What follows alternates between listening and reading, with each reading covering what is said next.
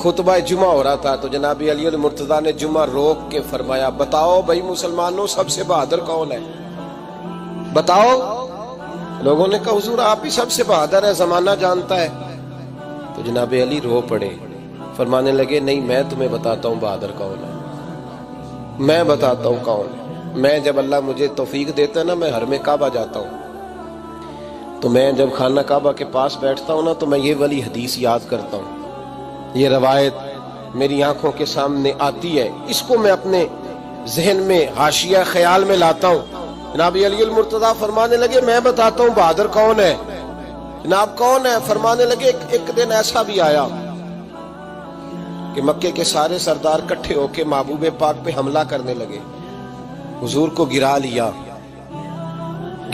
نبی پاک۔ میٹھائی کھانا صرف سنت نہیں، پتھر کھانا بھی سنت ہے، صرف حلوہ کھانا سنت نہیں، پتھر کھانا بھی اس سنت کو بھی ادا کرنا۔ کہتے ہیں تھوڑے سے میٹھے چاول بھی کھا لو، کھانے کے ساتھ سنت ہے۔ میں نے کہا بھائی کبھی کبھی پتھر کھانا بھی سنت ہے، اس پر بھی توجہ کریں، اس کا بھی تھوڑا خیال فرمائیں۔ کہتے ہیں حضرت علی کے کفار مکہ نے نبی پاک صلی اللہ علیہ وسلم کو گرا لیا اور معاذ اللہ تشدد کرنے لگے۔ فرماتے ہیں کوئی زور زور سے پکار رہا تھا، میرے کانوں میں آواز آئی جب میں گھر میں تھا، کوئی زور زور سے پکار رہا تھا، اور وہ کیا کہہ رہا تھا؟ کوئی ابو بکر کو خبر کرو، کوئی صدیق اکبر کو بتاؤ کہ قریش مکہ محبوب علیہ السلام کو تکلیف دے رہے ہیں، بتاؤ۔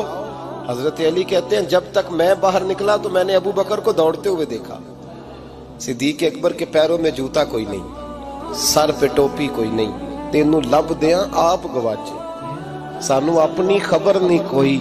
کہتے ہیں بھاگتے جا رہے ہیں، اور پھر جب صدیق اکبر پہنچے تو میں دوڑا آ رہا تھا اور منظر دیکھ بھی رہا تھا کہ ابو بکر صدیق نے ایک کافر کو ادھر پھینکا، دوسرے کو ادھر پھینکا، تیسرے کو ادھر، اور ساتھ ساتھ فرماتے جا رہے ہیں ظالموں اسے مارتے ہو جو تمہیں جنت کا راستہ دکھاتا ہے، ظالموں ان پر تشدد کرتے ہو جو تمہیں جہنم سے بچاتے ہیں، جو تمہیں اللہ کا قرب دیتے ہیں، جو تمہیں دنیا کی آزمائشوں سے بچانے آئے۔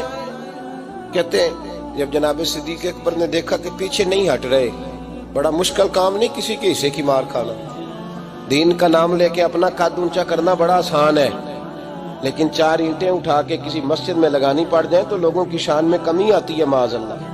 جناب ابو بکر صدیق رضی اللہ تعالیٰ عنہ حضور کے اوپر لیٹ گئے، اور مولا علی فرماتے ہیں نبی پاک کے حصے کی ساری مار ابو بکر صدیق نے کھائی، اور اتنی مار کھائی کہ بے ہوش ہو گئے۔ ان کے قبیلے کے لوگ آئے، اٹھایا، اور قبیلے کے ایک شخص نے کہا قریش مکہ یاد رکھنا اگر ابو بکر کو کچھ ہوا تو تمہیں بدلہ دینا پڑے گا۔ لے گئے۔ ان کی اماں کہتی ہیں ساری رات میں اپنے بیٹے کے زخم دھوتی رہی اور میں روتی رہی، ساری رات میں پٹیاں کرتی رہی اور میں پریشان رہی۔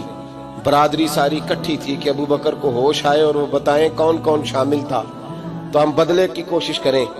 والدہ کہتی ہیں میرے دل میں خیال تھا کہ ابو بکر تو جب بھی اٹھے گا پہلا نام محمد عربی کا لے گا صلی اللہ علیہ وسلم، تو یہ تو ناراض ہو جائیں گے۔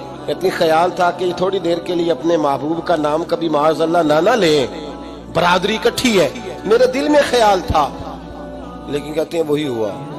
حضرت سیدنا ابو بکر صدیق کی آنکھ کھلی، کہا حضور کا پتہ بتاؤ۔ اماں کہتی ہیں میں نے کان میں کہا ابو بکر ذرا ٹھہر جا، برادری ساری کٹھی ہے، تو حضور کا نام لے گا تو چلے جائیں گے۔ تو کہتے ہیں ابو بکر اٹھ کے بیٹھ گئے، کہنے لگے جس نے بیٹھنا ہے بیٹھے، جس نے جانا ہے جائے، مجھے برادری کی ضرورت نہیں، مدینے والے محبوب کی ضرورت۔